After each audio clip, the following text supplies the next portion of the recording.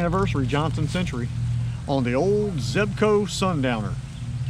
We're going to find out today whether this stuff is strong enough to handle anything. That's the major thing.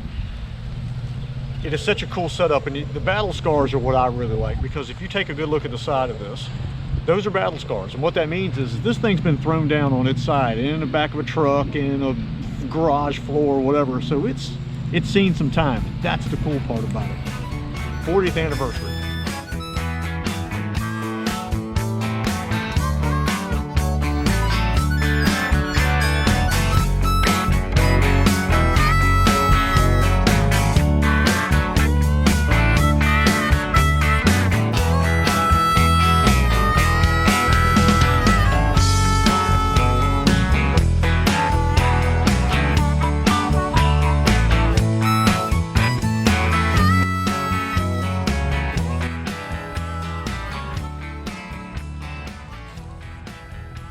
What happens when you cut that camera off? That's a fish. Guaranteed every time. Not a big fish, but a fish nevertheless. Zebco Sundowner in the 40th anniversary Johnson. What I switched to was one of those sticks. A smoke with purple sparkle. But the good thing about these reels, they cast a long distance, 6-pound line, 1/16 ounce jig. They cast a mile. You got him. You got him. Oh! Oh my God! Oh! That was a big fish. That was a big fish that did that. Holy smokes! I do.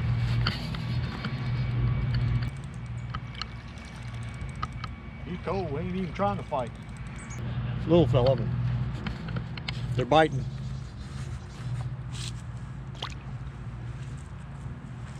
Away.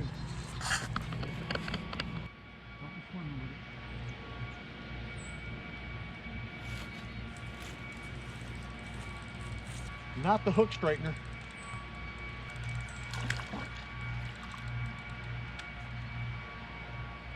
All right. Back to the depths with me. This is a yum, and the color eludes me, but it's green and black with some red flake in it, and I don't know what the actual name of the color is, but man, he sure messed that up.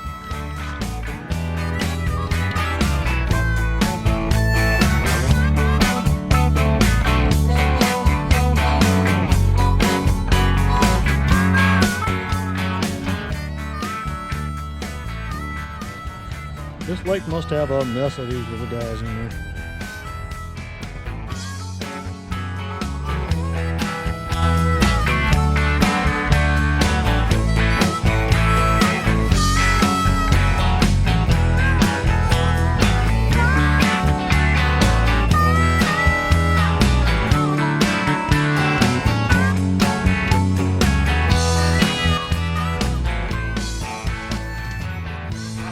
Dragging him like a tow truck there at first, and I'm like, he's swimming with it or something. I'm not sure what he's doing, but he's not fighting.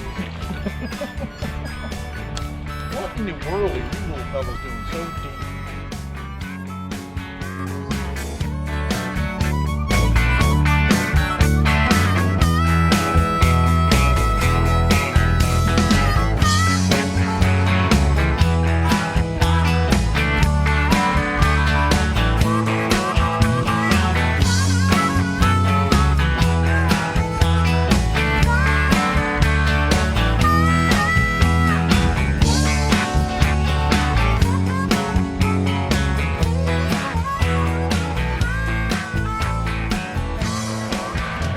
Seriously, this right here, this is like something you would buy at Bass Pro Shops, where there would be treble hooks sticking out of the bottom, and you would cast this to catch something.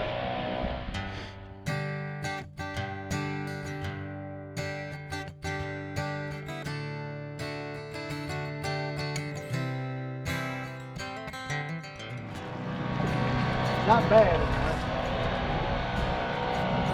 Better than that last little Moby Dick that we caught. It's good fish. Good, well, this is a bigger fish than what we've been catching.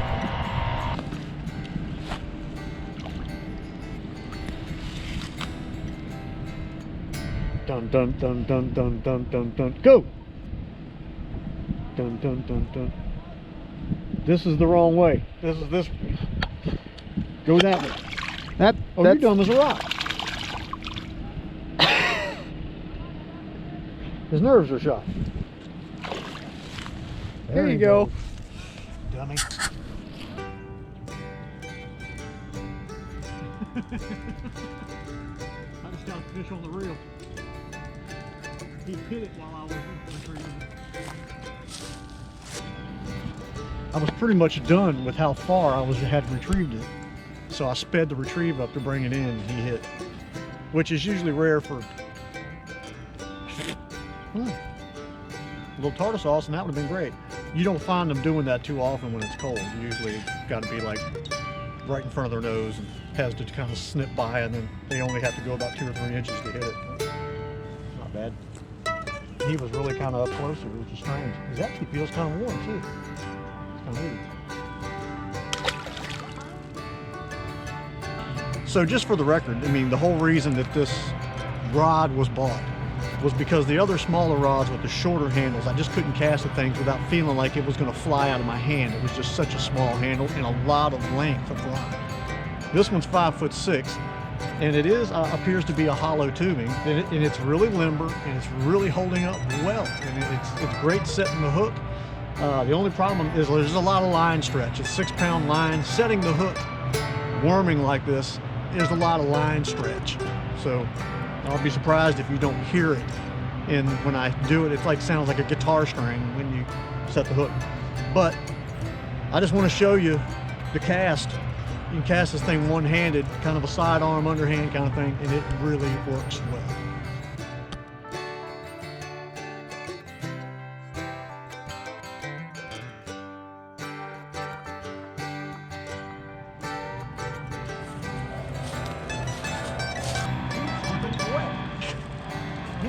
Making my drag spin.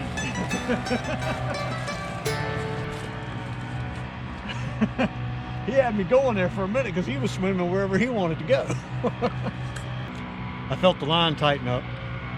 Then when I set the hook, my drag immediately started making noise. But he ain't that big, so he just must have had a really strong tail. Away. Made me throw out my L7 setting the hook on the daggone minnow.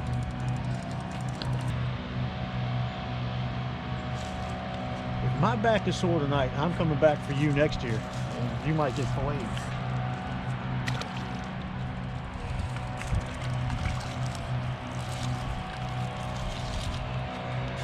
Well, I've got into a school of them, but they must be a school of kindergartners. I just don't.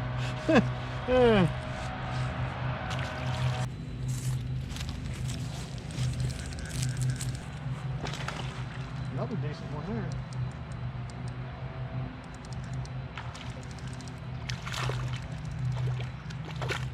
Oh! I can still catch him. It could still count. If I could just get a hold of him. Oh.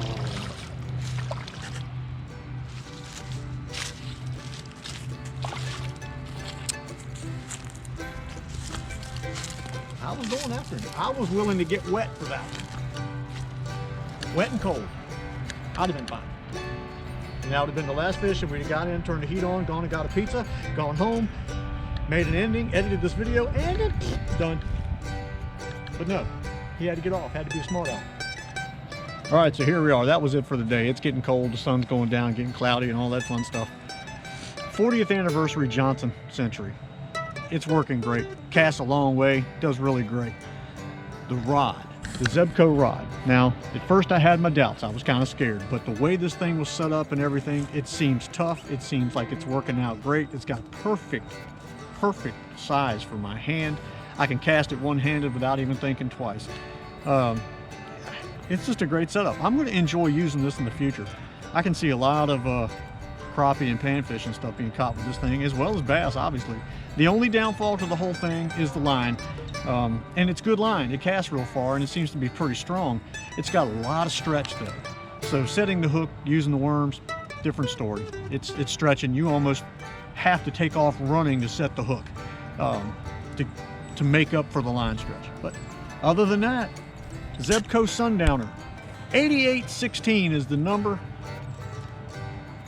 Johnson Century 40th anniversary. This has been fun. We've had a good time. We froze to death, but we've had a good time out here. So that's it for this particular episode. I hope you enjoyed that.